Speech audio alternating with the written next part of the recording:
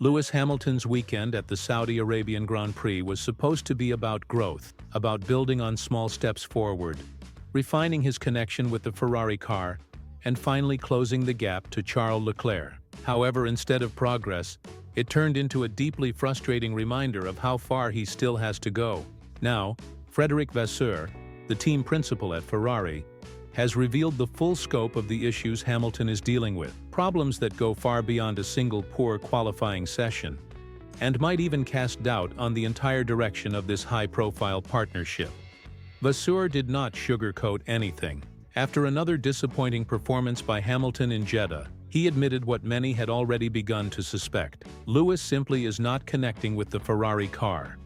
It is not a matter of setup. It is not a matter of luck. It is a fundamental disconnect between the driver and the machine. And perhaps most concerning of all, Hamilton himself confirmed these fears, revealing that everything he thought he had learned in Bahrain seemed to unravel in just one weekend.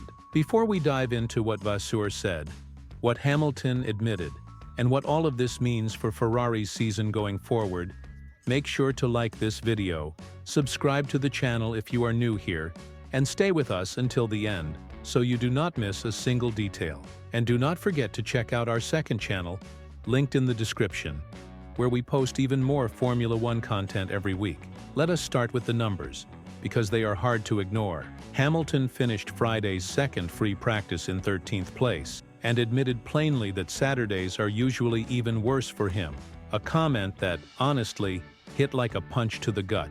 And even though he managed to reach the third segment of qualifying on Saturday, he could only start in 7th position, 0.6 of a second behind Charles Leclerc, who placed his Ferrari in 4th. For a driver expected to fight for wins, podiums, and titles with the Italian team, this is far from the start anyone had in mind. But what is even more revealing than the lap times are the words coming from inside the garage. During the third free practice session, Hamilton asked over the radio how far behind he was, only to be told he was 0.7 slower just in the first sector. His response was just one word: damn, a quiet moment that said a lot. Later in the same session he added, "I simply have no grip, man. I do not know what to do." And that was not just emotion or heat-of-the-moment exaggeration.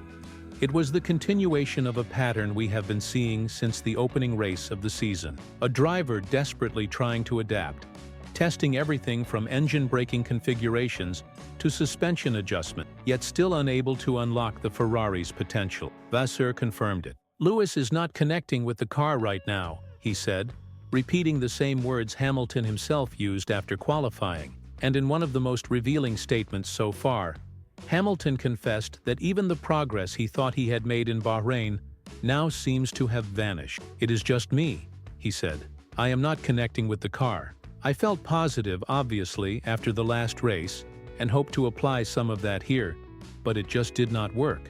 Back to square one." Not the kind of thing you expect to hear from a 7-time world champion, especially this far into the season. And the truth is, this is not just about performance, it is about confidence. Hamilton is a driver who relies on rhythm, on a connection with the car, on a feeling that the machine under his control is an extension of himself. Right now, the Ferrari is far from that. It is unpredictable, inconsistent, and worst of all, it feels foreign. Vasseur's comments suggest that Ferrari knows it has a problem on its hands, not just with the car's behavior, but with the underlying philosophy behind it. Because if a driver of Hamilton's caliber, a man who has dominated every era of Formula One for the past 15 years, cannot extract performance from the machine, then something is seriously wrong. To be fair, Charles Leclerc is also struggling in his own way. During the third free practice, even he told the team, "I think this is the car's limit. I can't go faster in the corners. It is sliding on all 4 tires." So this is not just a Lewis issue. It is a Ferrari problem. But for Hamilton, the stakes are higher. He is the new signing, the marquee name, and the one whose results are being scrutinized under a magnifying glass due to his legacy and the high expectations surrounding him. So what is next for Lewis Hamilton and Ferrari? Starting from 7th place on Sunday, the outlook is uncertain, not hopeless, but undeniably fragile. In past seasons, seeing Hamilton line up in 7th would suggest a sure climb through the field. a masterclass in driving and tire management. But now that confidence seems distant. Every lap is a struggle.